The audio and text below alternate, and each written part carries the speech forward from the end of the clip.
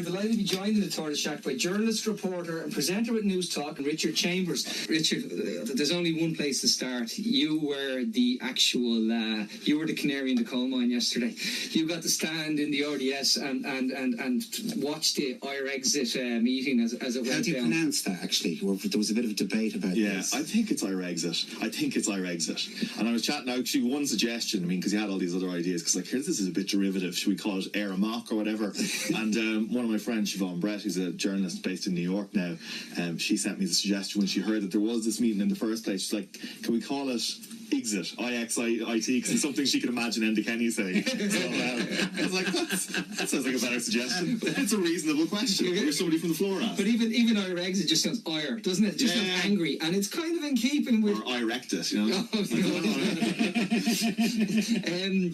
You were there yesterday. I want to start with first of all, the John Waters speech, and I said this downstairs. It seemed to me that was the speech he wanted to give 10 years ago, but now he just felt confident enough to go there, to actually... There was a lot of othering. There was... Newsworthy on Twitter put up a lot of clips. I know you took videos as well, but there was a lot of they, this, they, that, they are, them, and it was just the othering of anybody who wasn't, in his eyes, an Irish person. Yeah. It was a remarkable speech, and it is something... I think I said it to the guys in the hall yesterday, some of my colleagues. I was like, I don't think I've ever seen a sort of a political speech like that in Ireland, because of what you're talking about there. This, the idea of nativism, and nativism is kind of like, I think he said it himself a few times. There was this idea that we are a European people, we're a Christian people, and that the European Union, which he described as a metastatic cancer, which is tearing away at our Christianity. And I just thought that this is... It seemed to me to be a speech which probably wouldn't have been out of place in 50s or 60s United Kingdom. I'd go earlier. You can argue about it, but it was a really remarkable speech. And I think, all of these lines, and people were picking out quotes from it, stuff like, the three main pillars of society being family, church and nation, people drawing some historical, parallels to that. But it was, the biggest reaction he actually had from it as well, apart from the bit where we'll talk about the immigrants bit in a minute, but he just tore into the media, and that was the thing which kicked everything else off. And I think that was about midway through the speech, and after that it just went, it was a bit of a barnstormer. His energy went up. He got into it, the crowd got into it, and it just, the immigrants thing. What type of numbers are we talking in the crowd? There was, that's, it is the question that, these days whenever you have protests. Be generous. I think there was at least 400 people that we got down. We did a really good crunch of estimate, because, as you know yourself, if whenever you see the RTE News will have the number of people who are attending any rally or any protest. I do believe I had words with somebody from RTE about that on a protest day. I don't doubt it. I think everybody's had a dig at some point about how many people attend a protest. So we try to get things right. Okay, and I think it was at least 400. The numbers actually dropped down after Nigel Farage left. He did a speech, and then he did a sit down with John Waters, and then the numbers sort of branched out at that point. But just to go back to the speech, just the way he was talking about the idea of immigration in Europe, was quite remarkable. I think the sort of standout, or the big sort of the high point of that speech, was when he was talking about how immigrants to places like the United Kingdom, the Netherlands, France and Germany were there purely for economic reasons, and they had no affinity, no allegiance to... Because we allow them to be that way? That was it. It's like we are at fault for that because we don't demand it. Yes. We don't demand this allegiance, this affinity. And it was, serious. That one went down really, really well with that crowd. I heard people shout back, spot on! Spot on, here. Here. That sort of thing. That was something that a lot of people in that crowd... It did make the hair stand up on the back of my neck, but not in that sense. It really did. I couldn't help but have echoes of Powell, and those echoes are there, and they're coming through really, really clearly. I thought it was a frightening speech. I thought it was a very frightening speech, and I'm hoping it's more that scary. it doesn't go to everybody. You know what's more scary? It's the fact that, like, even Rory Hearn was right to point it out as he did. He said we can look at it and we can point and laugh. But if liberals, if you want to call yourself a liberal and you laugh at these people, that's where you get Trump. That's where you get Brexit. That's where you get hardening of positions. That is an important point to make, and it is something from covering Brexit, from covering Trump, and then you see it happening over here as well, is that, people are very quick to just think, to write off things as a joke.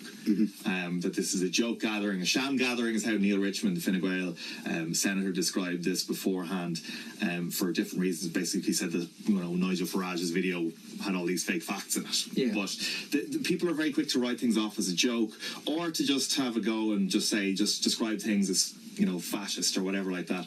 And you know what? I don't. If people want to call each other fascists, that's up to them. I mean, it's not a word that should be bandied around too casually. I mean, it's very, very serious connotations to that. But the fact of the matter is that when you use those terms, or you write things off as a joke, people who aren't even involved in that discussion, they mightn't. So people who have no affinity to Trump or to Brexit or to Irexit or whatever else, they don't like that. No. If you're not a member of that sort of, that liberal, I don't want to use the sort of, echo chamber or a bubble. Exactly, echo chamber. We'll get the brand in there. But if you're a part of that, if you're not a part of that, where you're throwing out the word fascist or like Nazi or whatever else, or Quisling, which is another word we'll probably get around to in a little bit, that puts people off, because it doesn't seem like you're engaging with the substance of the debate. And I think that's something that people have to be mindful of here. Obviously, our Irexit, if you look at the opinion polls, there's a very, very small number of people who actually, as part of our society, who actually believe that is a good thing. Somewhere between 10 and 15, 20% an absolute stretch. But, these things can take off. These things can very, very, very quickly take off. Also, being a devout lefty, which I am, I have big issues with the big issues with the EU. And would we be better off in? Would we be better? Yeah, I can countenance, but not on a level of migrants are destroying the EU. Not on that level. Purely on an economic level. Do we want to be going down this neoliberal route, or do we want to be going a more socialist route? That's my... And that is something. I mean, that is something that has almost been lost in a way in talking about our exit, because we're all quick to say, right, these group are absolute loonies and whatever about this, and we have to stay in, and Brexit is a disaster, it's a mess, la la la.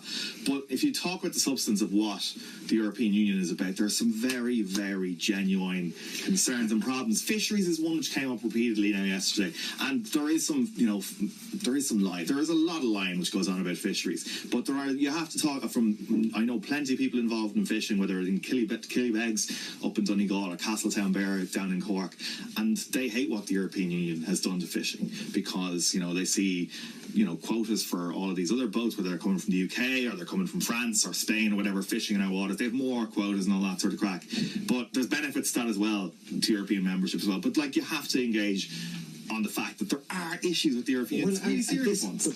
This for me is my bigger problem. I say that Brexit has become the talking point for what I would call those people that don't have a home in mainstream politics, because they are too far out there. So Brexit has become the talking point, but is Brexit really something they believe in? No, I don't think so.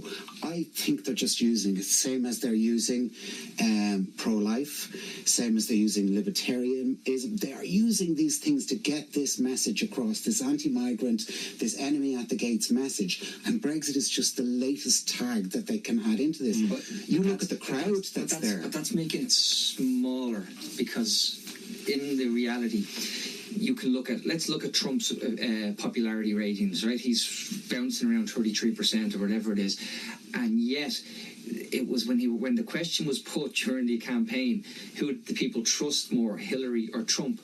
86% of people trusted Trump more, purely on the basis that what he said, he believed it, whether he believed it was true or not, he came across as genuine. Now, truthiness is the word for that.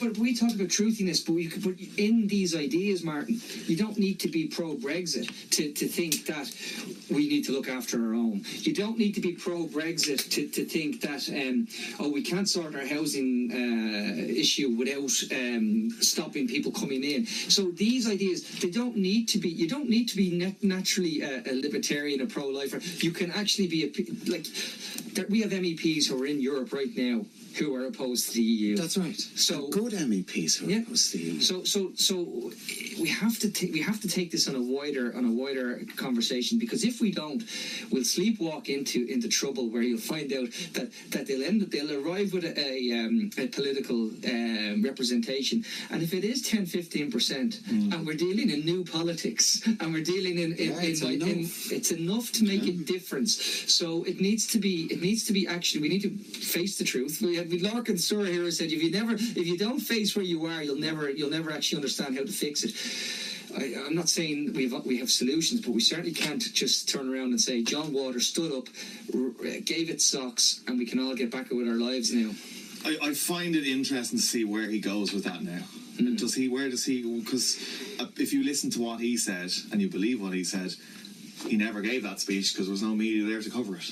This media, which he was a part of for however many years, is appalling and silencing. It won't allow us to talk about this question, which we were all covering yesterday and was, a trending topic, and it was on the front of newspapers this morning, and it was all over news bulletins, whatever. This is it is interesting to see where that ends up, where he goes. Is he going to be a part of this movement going forward? Is he going to be we've got to sort of decide what is this movement? Yeah. Because it's not so clear what it is. There are elements of Hibernia Forum in there. There are elements of pro-life in there. There are elements of MAGA in there. Yeah. I did do the count yesterday. 7 MAGA, Make America Great Again hats around the place. We have to be conscious of this, that there are threads of truth, Brexit-wise, in what they're saying. Yes, we were treated badly by Europe. Yes, we are a small island on the periphery of Europe with got control over anything. These are all elements, but they're twisting it to this huge migrant issue. I think you have to be careful about this in a way as well, because from speaking, I did a lot of talking to people in the crowd yesterday, and there was people there who were there out of a curiosity. They weren't even there to say, I'm diehard Irexit, we need to get out. There's people who came up there from around the country, whether it would be I was talking to some guys from Nina who were up there, some guys who got on a bus from Cork this morning or of the morning to get up there, and they were like, I'm just interested in this because I don't think we hear enough about what the European Union actually does. We hear Brexit bad, EU good. Yes. And there's no substance to that. There's no breakdown into, what it means for, corporate tax, because that's the next big question on the European level for us. What it means in terms of investment or agriculture or whatever like that. And that's, I think, what we need to come around to. And it's very easy to write it off as this is a big anti-migrant thing. And there were elements of that. That was a huge part of the tone. It was the focal point of what John Waters was saying. It did get a lot of people in the crowd completely revved up. But there was a lot of people there as well who were just there out of curiosity or just wanted to, just engage in a little bit of a debate. And we've let ourselves down there because the EU last year introduced their white paper on the future of Europe. Across the EU, they said we're going to have thousands of these town hall meetings. We're going to roll them out over 18 months, and we're going to allow people to come and have their say. And it goes back to what the EU does, what it stands for. A bit of security and borders in there as well. Economic cooperation, markets. It's all in there. I read the bloody thing. I'd say if we took a straw poll of the politicians who represent us, I don't know many of them who've read it, but I can tell you I read it, and all of it comes back down to securities in every one of them. So PESCO was in every single scenario. In all 5 scenarios, PESCO was just part of the deal. So all of those issues that we have with the EU, whether it's those, they needed to be discussed, and Ireland let itself down because we didn't have our first meeting until November, I think, of last year in Trinity, if you remember, and we had microphones taken from journalists, and absolutely. So we haven't had that conversation here, so I can understand why people would be. But the danger of this as well, and this is something you can look back and you can draw parallels with Trump or Brexit or wherever else you want to do. If you don't have the debate and you don't have it openly, is that you allow misinformation to set in. You can let people manipulate and twist facts, just make outright lies. Yeah. And you'll PESCO is interesting. You mentioned that. If you look at the meaning of PESCO, if you're anti-European or anyway Eurosceptic, you're going to say PESCO means European Army. Yes. If you're anybody who is looking at it in terms of what is actually involved in it and setting it out and how, you know, the European Union works in terms of vetoes, in terms of how things progress from here's an idea to what happens on the ground, it's a lot less dramatic and sexy than that. You know, it's a lot more to do with just in terms of investment and just, you know, shared cooperation and knowledge and whatever else. I mean, when it comes around to European Army and whatever like that, I mean, there will be a much bigger debate about that. And I think it is worth questioning it and keeping an eye on everything as it go, but that isn't happening, and that allows people to spread lies. Well, I mean, the neutrality question is a huge question, and the powers that be at the moment are basically fobbing anybody off who questions or says, look, we are a neutral country, why are we doing this? And there is no discussion. There simply is no discussion. This is the thing. This is the problem, and it is a very valid criticism of our government or Europe that we don't. And it is particularly, actually, I mean, without looking at Europe, our governments never do this particularly well in terms of setting out and explaining what it is they're looking for here. So, with regards to PESCO, just clearly explain to people exactly what each facet of this means, why we're going to be spending extra on defence out of this, how much extra we're going to be spending on defence, what the safeguards are for our neutrality, what would stop us becoming part of a European army. Just really clearly, simple explainer. We've all come across explainers, and Richard, nobody wants to do this. And Richard, you sell these things, and I mean use the word sell. You start selling them a year out. You don't do it. Wait 2 weeks of it. Exactly, and that's we are so incompetent. But this is very much like, and I'm just going to make an analogy to the PSC card. They introduce it, do everything. It's almost at the point where it becomes the norm, and then somebody raises their hand and go, "Well, did you have any right to do that in the first place?" And we're in the same position here. And until they address the questions as they go along, you're looking for a row at the end. But what happens is, and I think you both understand this. If you have if you know the old expression, good news we love, bad news we'll deal with, but no news is the worst news, because what happens is conspiracy rushes into that void, and if you have something like PESCO, the PSC card, you can. And it's not even really conspiracy; it's actual, genuine concerns, which is why you have people getting on a bus from Cork, because they have genuine concerns. Doesn't mean they're necessarily a bigot or a racist or Islamophobe. Well, you see, you have to have the conversation outside of the bigots and outside of the racists and outside of the Islam. You have to have they are now setting the perimeters for the conversation. And yet that conversation needs to be had within a different perimeter, in different topics. I think it raised an interesting point, though, when we said earlier about the amount of people who are actually the groupings we had, because I know you'd respected people there, and you'd maybe people who other people have respect for, maybe we don't. And then you have Nigel Farage. Yeah, but you had Nigel Farage, right? Let's tell the truth here. We can all sit back and mock Nigel Farage, but Nigel Farage actually did something. He destroyed the Tory party when he wasn't even a member of the Tory party. He brought down in effect a government, because they had to have an election. Yeah. He dabbled, he went and stood in front of the gold elevator with Trump, and he's done all of these things now, and he's made himself this kind of contrarian. He's a contrarian. Well, contrarian is even being polite about what Nigel is, but let's tell the truth.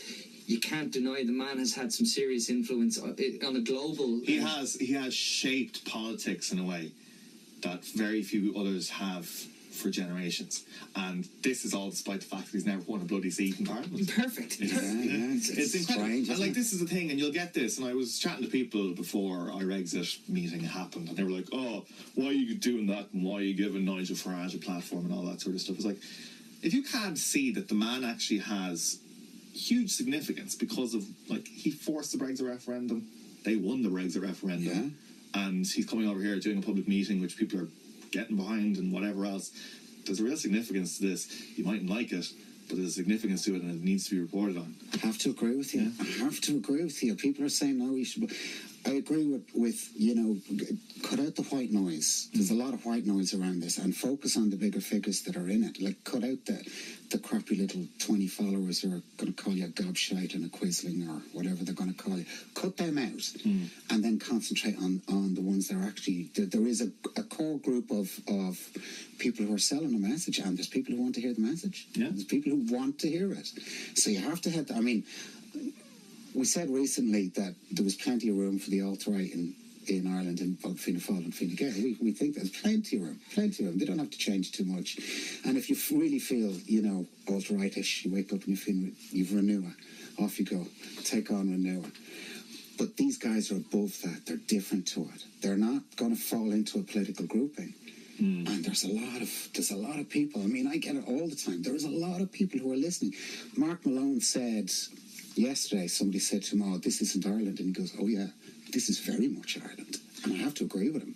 There's an element to that. I mean, it wasn't all that sort of person who was at the thing yesterday, not by any stretch, but there is that element. There is an element to that, and you see it more online these days of these young guys in particular who are very much of that view, and I get an awful lot of abuse from these people all the time. I'm not afraid. They have a word for you, don't they? Anybody? Somebody invented a word, and ever since that person came up with such a word, it's stuck. And it gets around a little bit. If that word would be Guinea bot, and the person who came up with that word would be me. That's today's lesson. It's time for Martin exit.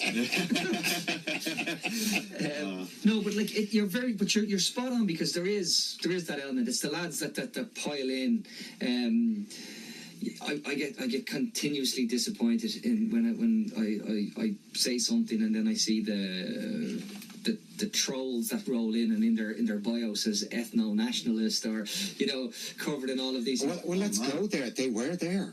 There was, I mean, I think you're talking about the National Party. Yes, absolutely, yeah. There was a very high-ranking member of the National Party. High-ranking. He has 200 followers on Twitter. Yeah, he's so high-ranking. Massive online. But yeah, there was members of the National Party there, chatting to some people there. There was people who did have that sort of ethno-nationality thing, and they were all supporting it online and whatnot. They're all very much of the idea of the Gael and stuff like that. Yeah. And that was a very small minority of the people who were there. But that is a growing thing. And I get I think it was when I was covering the alt-right in general. I did a thing on the Pat Kenny show about a year and a half ago about the idea of the alt-right, just to explain it to people, because people didn't really know what it was at the time. And I went into the whole thing, and the amount of trolling, because I didn't understand that it was actually something that was here. Yeah. And I had all these the people with these Bridget's crosses as their emblem of this. Yeah, it's all like religion and everything's mixed in. I was just blown away. I was like, holy God, this is new. Because it was actually a point where I just changed my opinion a little bit on Twitter, which is getting off track. But people were there sending me photoshops of me in a gas chamber and all this sort of stuff. And I've never been afraid to get into a discussion and let people on any side will hate the media, and I've had this again today, but I'm never afraid to engage with people, even if they're putting them out or having a proper go at me, or they're sending me threats or whatever. I'll always try and discuss the issue with them and try and get around and explaining where I'm coming from. But these guys, a lot of these people just don't want to listen. I had a guy last night, and his first tweet was, "You're a gobshite." It's a good start. And I'm like, okay, well, what have you got of substance to say? I don't have anything of substance to say, so well, then why are you coming at me? Because you're a gobshite. And I'm like, is that the best you can do? Yeah, but it's all well and good to I just try not to answer these people. Yeah. But when it comes to the other stuff, the actual more sinister part, where you have people and they will have shared views. They will say they're of. They're for tackle the housing crisis, tackle this, but then they'll say that the cause is something else. This is what I'm saying. And here's so you have the National Party there. You had Farage, and he brings his supporters. You have people who are genuinely concerned about the EU. You had Cormac Lucy, who's he's a respected. He's an academic, and he knows what he's talking about. Cormac, he represents the Hibernia Forum. He has a good platform. He's on national radio waves and TV and summer schools and whatever else there is. But I've not that's fine. That's absolutely fine. That's all good. But I have a problem with him saying that we were quislings. This was the thing that stood out in Cormac's speech. I mean, the whole sort of tenor of his speech was that we're giving away our identity and independence, signing it away to be decided by people in Brussels. And he got to this point in the speech where he's talking about he described people basically who were pushing for a more integrated EU. Is basically, he just after talking about like EU-wide tax rates, and he said that there are these people who want to see us governed from abroad, basically by Brussels. He described them as a quisling faction, and my ears pricked up hearing that, because I didn't think we'd reached a point in like public discussion in this country where we throw out the word quisling. For people who don't know, I mean, quisling comes from Viscount Quisling, who was basically the Norwegian military officer who was in charge of the Nazi occupation government in Norway, who sent people to death camps, and is basically a byword now for a collaborator, Nazi collaborator for a foreign invading force. You might as well call it a capo and it's a word that has ended political careers in the UK and elsewhere in Europe, because it is such an emotive term. It is something that I think people shouldn't use lightly or at all. It is like calling people a Nazi away, and people do get very offended and upset by it. If you said to anybody in Norway that people were at a big meeting in Ireland there and used the word quisling to describe people of a differing political opinion. Well, actually, wasn't there a law passed in Poland this week? Yeah, well, hang on, that was a completely. But again, it was about, you know, you're talking about language again, and about control of language and control of what people can say. Whereas quisling is very clearly, we know what quisling means. Well, the connotation is very clear. Yeah, very. And the concern I have, and this is the concern I have, is that they decided that the rock we want to perish on is the CCTB, the Common Consolidated Tax Base, that just corporate tax base. Okay, so that's the rock we're going to perish on. Brian Hayes has written a blog about it, saying he's not going to. This is the EU going too far. Cormac Lucy is speaking out about it. When did UK leave, and the UK will leave, I fully believe the UK will go through with it. The people who keep telling me there's going to be a second referendum, I hate to burst your bubble, guys, but they're not like the Irish, that we won't keep voting until we get the answer we want. The CCCTB is going to become problematic for Ireland insofar as we've lost our buffer. I happen to think that and I'm going to go into a bit more detail on this later on in the week about how I think it's going to actually play out. But I can see the likes of Cormac Lucy and their opinions actually getting a bit more gravitas, because people at certain levels in our multinational corporation driven economy, that's a big concern. Yeah, well, if you take it that it is a huge concern for Brian Hayes, for Fine Gael, even for Fianna Fáil, it's a huge concern. But to discuss it while you're wearing the coat of anti-immigration is a dangerous thing to do. Yeah, I think in fairness he steered off mostly from immigration in his speech. Yeah, but you're part of a forum that's talking about this. That's true, that is true, and that is a fair point. I mean, I did put it to Cormac there earlier on today. He was sort of back and forthing about what exactly he meant or who exactly he was describing when he was talking about quislings, and he never really got back as to whether he thought it was an appropriate thing to say or whether he would apologise or whatever. Yeah, but it is something people have clearly taken offence to, and I think the historical context of it is very, very clear. And then I don't know where this goes then. Did you find the room imposing? Did you find it imposing on a personal level? Did you I presume you had no fears of being there? But no, I have a lot of. I mean, there's a lot of people there. Richard, for you don't know, is about 6'2". No, I don't want to get into a thing where I'm describing, you know. But you did have. So you did have. I saw one hostile tweet where you. Yeah, that was actually one of my favourite things which has happened, and it was a uniquely Irish thing. And I actually enjoyed, and I had a great chat with a lot of people who were in the crowd, and they had some really interesting views. But there was one point in the entire discussion where there was a Q&A session from the floor, and one young woman who was probably in her mid-20s, I think, she stood up and she asked, "Here, how is there so few women in here?" Because that's something the media is going to talk about, and if we're trying to build a platform and something that catches on, we need a broader appeal. She got instantly heckled by a few people, which I was surprised by. And then a guy at the front of the room, he was just a member of the audience, he stood around and he told all of the women in the room to stand up, because that would be a good thing to do. Oh, God. And that would show that we have loads, but it just I couldn't count. I mean, I have a photo on it. No, it was, and all of the women who were in attendance then stood up. So there was a fairly decent mix of men and women. No. I mean, in total, I mean, this is something I couldn't really give you. About 400 in the crowd. The majority, I would say, and like to be fair about it, at least 80% men. And possibly more. It was like going to a live off the ball event. Let's tell the truth. Like, that's what it was like. It was welcome to the man shed. I saw the picture, and I can say it, you can't. But that's how. Yeah, but the thing about it was a very interesting optical moment where you have a guy telling all of the women in the room to stand up so that we can see, yes, there are women here.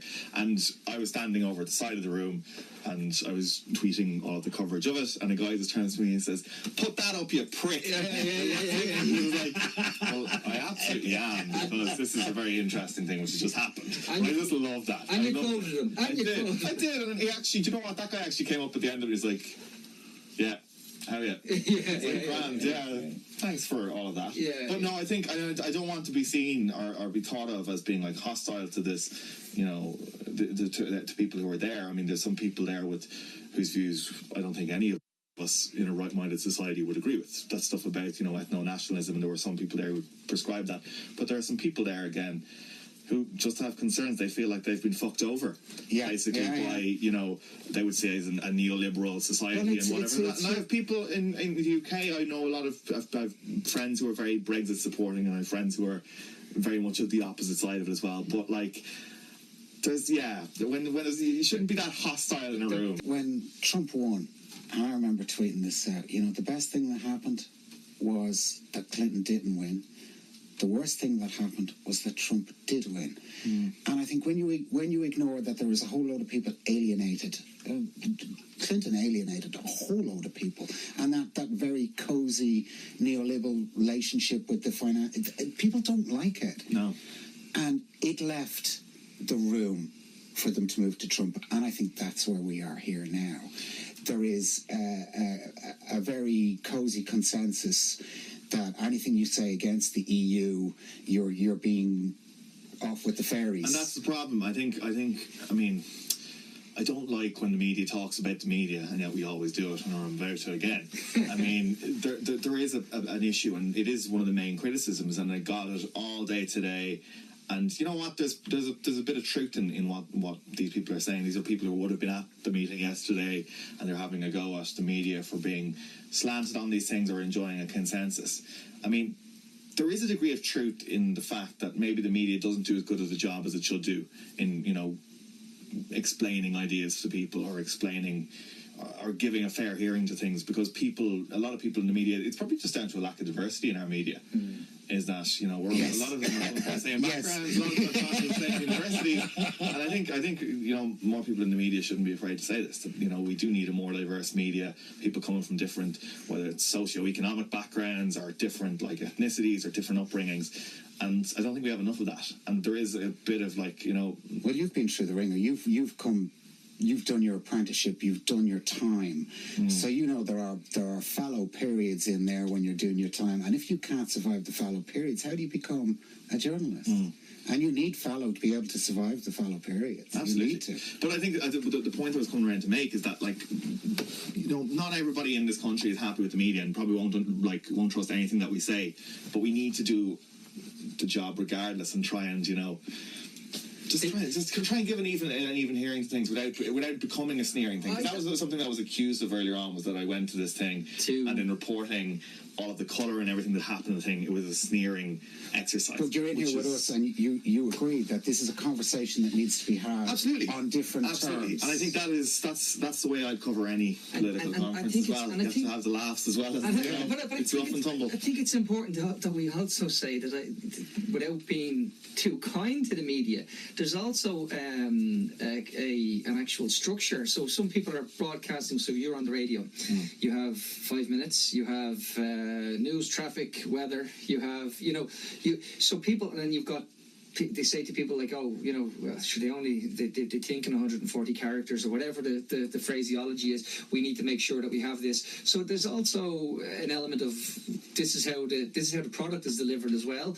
That's not necessarily always, people actually can eat it that way. And then you go into RTE and you maybe have a panel show, and the panel show maybe actually built in such a way as that this is going to be, you know, we'll have a mock debate over here, and we'll have an actual agreed talking point over here, and then we'll see where it goes. Now, I'm not saying that this is across the board, but it certainly comes to me where sometimes it's like watching a bad college debate. Yeah, no, I get you. And if you're going to watch a bad college debate, I'd rather watch it with people who have some ideas that are going to actually do. Well, you caught me on a good day, Richard. Normally, I'd be very against. It's a very good day. It's only taken me 19 years of fighting with it to get it into the newspapers, you know. So today I say, the media works. Yeah. But it took a very, very, very long time to get it to that point. A hugely long time to get it to that point.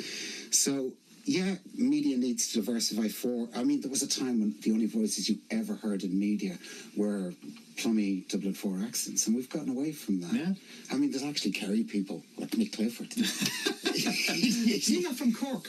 Kerry, I think you're in for trouble now, guys. But I mean, this is it. I mean, it's the same thing. And again, you go back to Brexit and Trump, and there was an element of surprise in the media at those results. And I mean, if we're not careful, the same thing will happen here because we don't engage. Well, we don't want to end up with another pinata that never gets used. You know, we don't want to end up in that case. Do you ever listen to the lads on Pod Save America? I do a little bit. Yeah, do you remember? I find it a little bit much. I'm like, come on. It is completely. Yeah. It is completely like. I mean, we even tried.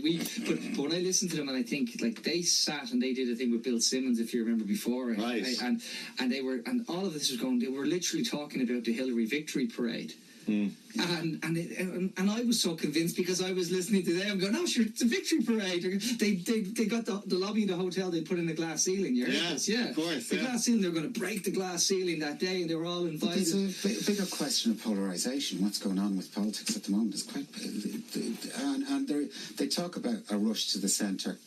Yeah, I definitely think that we need to have this discussion. If we don't have this discussion about Brexit, about the future of the EU, the direction of the EU, if everybody goes with the cosy consensus, you are leaving a vacuum, and into that vacuum will come and excuse me for want of a better word, this is my opinion, crazy voices, and the crazy voices go in there, and they become the force for change, and then you end up with Trump America. You end up with Irish people wearing Make America Great Again hats, and you wonder, how did it all go wrong? Well, it all went wrong because you didn't have the conversation in the first place. You can't be so liberal. I always say it to you, Martin, I'm so liberal that I don't even need to discuss my liberal values. Oh yeah, absolutely. Yeah.